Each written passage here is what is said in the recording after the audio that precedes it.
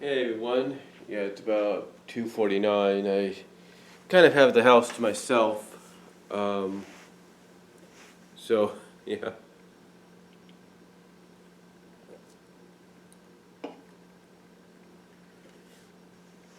So yeah, I got the house to myself, and you know what a week it's been so far. So far, a birthday weekend, if you will. Um, on a personal note, my brother-in-law, my second oldest sister's husband, had a minor, if not mini, uh, a heart attack, kind of a mild heart attack, if you will.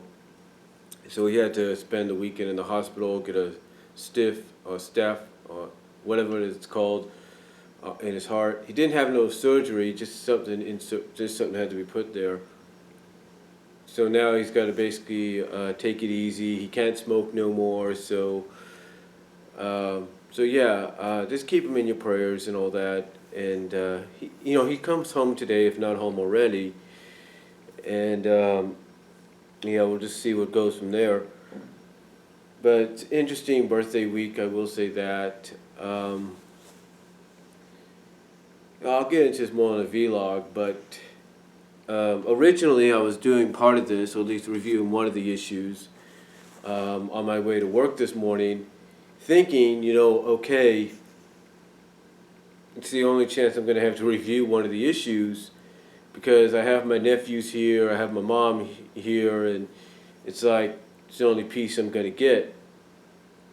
Well, surprise, surprise, I come home and the vehicle's not here, and I'm thinking, oh, okay, she went to a baptism that they were going to do after church today, and then I email her, text her through my iPod and stuff, and let her know that okay, I'm heading home and da da da, and so yeah, she calls me and tells me what's going on. Basically, plans changed a little bit. Originally, I guess she was gonna wait for me to get home, relax a little bit, and then she was gonna go to Modesto. She was gonna take me and my 7-year-old nephew, who's gonna be 8 this year. She was gonna take us to Modesto, and I was gonna stay at the house there with my nephew and my brother-in-law. But things changed, and they figured, you know what, my brother-in-law, he's going to need all the rest he can get. I'm going to need some rest, basically, because even though I had a 4-hour day, it's like when you're working, you can't really rest sometimes, especially when you get back and you have kids here. So anyway, long story short, things changed, and she ended up dropping the kids off at my older sister's here in Patterson, and my niece, my 23-year-old niece, or going to be 23, I should say, next month, she agrees to go with my mom to Modesto to help my sister shop, do some grocery shopping, and thus later on they'll come back and they're supposed to have barbecue or something like that. Sort of still continue to celebrate my birthday and all that because of the fact that originally on Saturday we were supposed to well, not Saturday, but Saturday we were supposed to all go to a movie, have pizza at Rico's Pizza in Turlock, go see the Pixels movie. But unfortunately, things changed to the point that it was just us and stuff. And like I said, the things that changed was due to my brother-in-law, my second oldest sister's husband, being in the hospital because of a mild heart attack he had. So anyway, thank God he's okay and he's home. But like I said, things changed, and we had to, it was just me and my oldest sister's family and my second oldest sister's 7-year-old son, so, that was about it.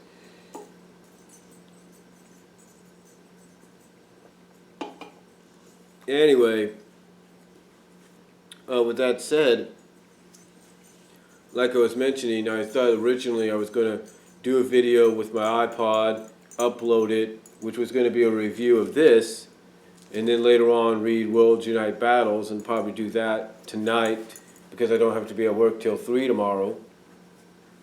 So, I thought, or at least 3:30 around that time. So I thought, okay, I'm going to do that. But surprise, surprise, I got the place to myself for a little bit longer. So we'll just go and do what we can with the best that we can.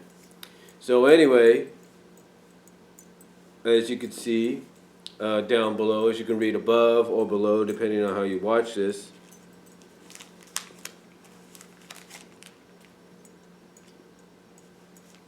I'm reviewing both Mega Man 51, which is World Unite Part 8, and Sonic World Unite Battles, Issue 1, basically his interpretation of World Unite, his World Unite Battle book. So, what did I think of both books? First of all, about Part 8, of World Unite, which is a Mega Man here. I thought it was all right. You could tell they're really starting to pick up speed a little bit. It's like now they're really getting into the main course of the story. They're really starting to pick up. You're starting to get the best part of that main course. It's like you had your appetizers, you had your meat and potatoes, and now you're getting the main of it. Or if you want to look at it in other words, you've had how do you put it? Let's put it. Okay, you've had your drinks, which was Act 1. Okay, you had your appetizers, which was Act 1. Act 2 were your drinks, and Act 3 is now the main course. Kind of like when you go to like a restaurant and all that, they give you drinks. They give you appetizers first, and then they bring you your drinks, and then they give you the main course. Or it's the other way around. They give you your drinks first, then the appetizers, then the main course. Depending on how you look at it, that's exactly how this is, how both the first two acts have been. First act is either, depending on how you look at it,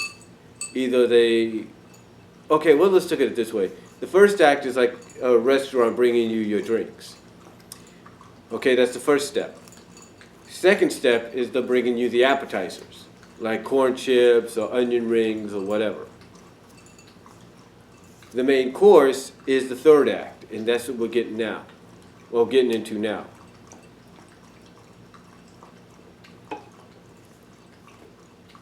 Even though Part 8 is the end of the second act, usually with some, restaurants and all that, that appetizer somewhat could be a big appetizer and just like giving you a taste of what your main course is going to be. And that's what Part 8 does. It gives us that taste of what we're going to get in the main course of the third act, which already is out because of the fact that Mega Beatman has done a review on it already. So, with that said, this issue was alright. It's definitely giving you, like I say, that taste of a main course that you're going to get with Act 9 not Act 9, but with Act 3 and Part 9 to 12. It's giving you that main course feel. It's giving you that taste of the main course. It's kind of like you're getting your salad first that comes with that main course. And it's actually pretty good. Basically what it is Sigma has resurrected a lot of these Mavericks, whether they be dead or not. Well, mostly dead from the past because of the Genesis portals, because he's abusing, I think as, let me see.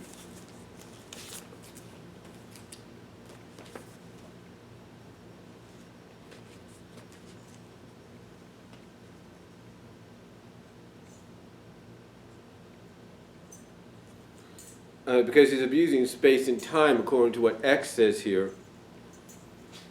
And basically, this part continues off at the end of Part 7. I mean, here you have everybody just, barely getting back on their feet. Oops.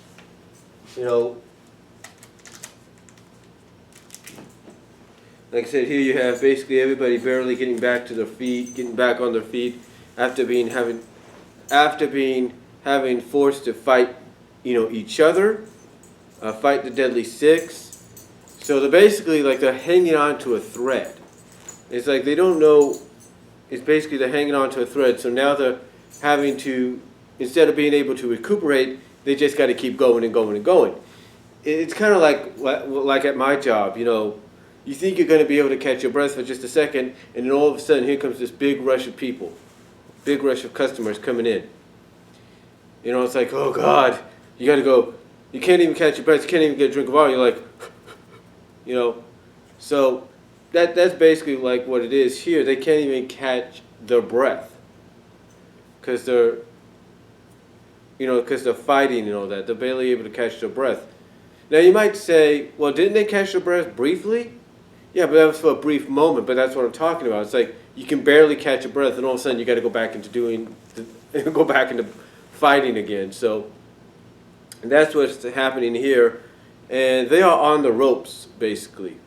Now we do get references, if you're a Mega Man fan, to a couple of characters, or Colonel, and I think what was the other one's name?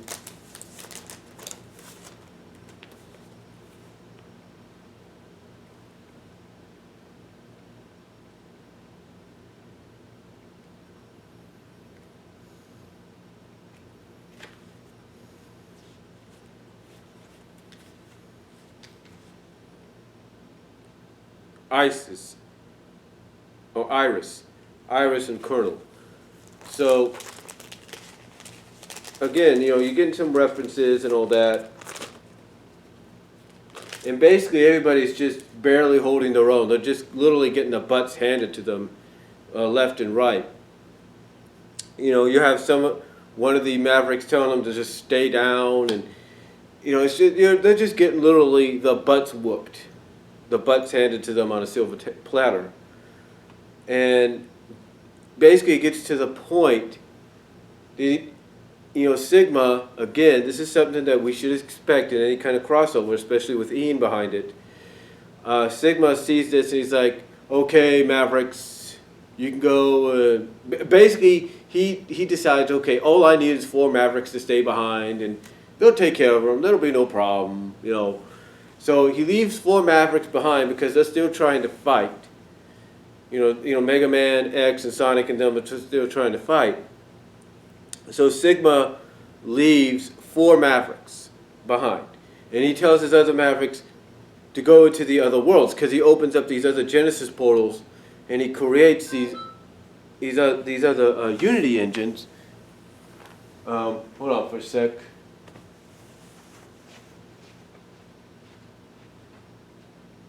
And he creates these other Unity engines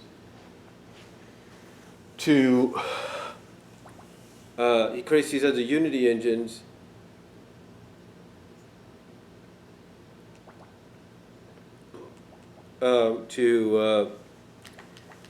for a majority of his Mavericks, the ones that go in there, to place in these other worlds. And you get to know what these other worlds are in Part 9 and Part 10, which is Sonic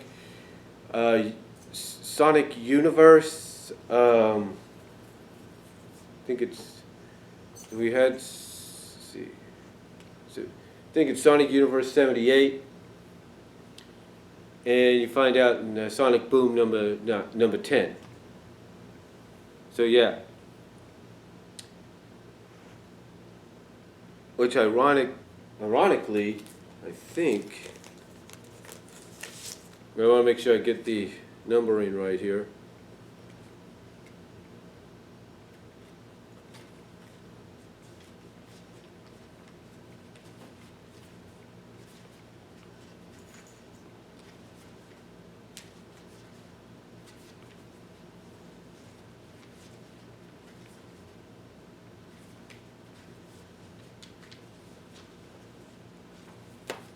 Let's do another one. But I think it's ironically Sonic Boom number 10 is part 10 of of the crossover.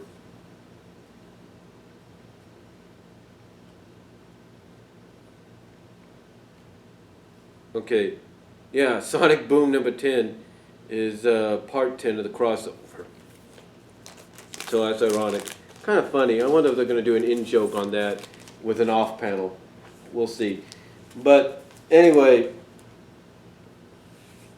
he sends a majority of his other Mavericks into these other worlds with these Unity engines that he just creates like this because he's evolved so much. And his plan is basically to evolve to the point that he becomes a god and he controls basically everything. You know, he can reshape anything the way he wants. So like I said, he sends his other Mavericks with the Unity engines into these other worlds, and he's getting to that cocky point where he figures, well, I got my four Mavericks here. These heroes are on the ropes and everything, barely hold on to their own. They can barely hang on to a thread. You know, like, oh well, these four Mavericks is just blaster, but I say blaster away. Pew! Oh well, that was easy. You know, that's easy. You know, that's pretty much where he's getting at right now. So Sigma. So basically, Sigma doesn't feel that Sonic, Mega Man, and X and the teams are a threat anymore. But just when it looks like these four Mavericks are going to do exactly what Sigma wants and finish them off, you see a big old flash come over, or you see a big old blast come out of nowhere, and this I think is when either Mega Man or X or one of them says that they could sure use some help, or acknowledges that they can use some help. And like I said, that's when you see this big old blast come out and you hear Hadouken! And lo and behold, here comes the Street Fighter gang. The main four of Street Fighter, if you will. Ken, Ryu, Guile, and Chun-Li, who dubs the new and improved Team Sticks. And she at times throughout says, impressed? You know. So basically, what she's saying is she's traded in Comedy Chip and Fativius Beaver for the Street Fighter game, for the Street Fighter 4. Anyway, so you have basically them taking out the four Mavericks that left behind, and they have this panel here, and they have a panel basically where each of the Street Fighters are doing their signature moves to finish off these Mavericks, and you have four of the characters for the Sonic characters, basically, not four, you have two Sonic characters and you have three of the Sonic characters and Mega Man being impressed by this. You have Sally being impressed by Chun-Li's spinning bird kick. You have Knuckles impressed with Ken's fire Shadouken or Hadouken. I gotta look again. Hold on. Yeah, Shardouken, basically stating he's got to try that. You have Mega Man kind of like surprised that someone like Ryu can do a Hadouken, or basically an energy blast with just his hands. And then you have Sonic going like, really? Seriously? You have Sonic going like, really? Seriously? When he sees Guile finish off a Maverick with his Sonic Boom! You know, and he's not really impressed, which I think is kind of an inside joke at the fact of, in my personal opinion, how some fans feel about Sonic Boom, the spin-off in the Sonic franchise compared to the original main Sonic. You know, and because you have Sonic there that's just not impressed with the Sonic Boom! So, anyway, when I look at this, to myself, in my opinion, I think of the fact that we're probably going to have these four probably team up together somewhat towards the end of the crossover, like in the final battle. I could see Sally maybe spending some time, if they do a rest period deal, which they did, I think, in the middle with part 5, I believe. With part 5, I believe. They did that kind of rest issue and all that.